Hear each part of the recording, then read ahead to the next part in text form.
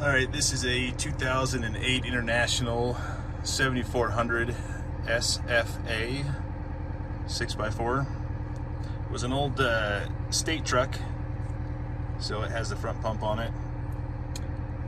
It has automatic transmission in it. Looks like an Allison.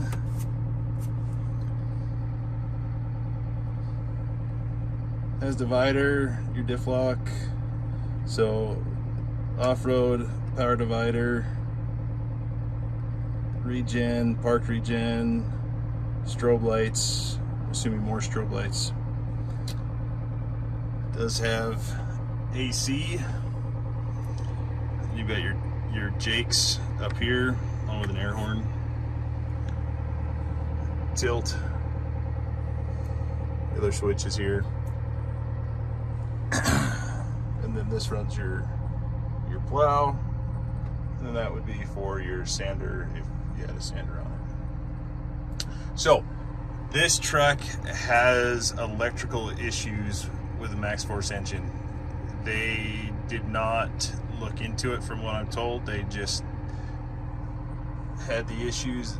I think it's a wiring harness, maybe the injectors. I think the Maxxforce engine is kind of known for that, and they have a fix for it now, but they just didn't want to mess with it, so they're selling it. So I'm told the engine runs. It just has, if it didn't have the electrical issue it's got right now, so it won't start with the electrical issue.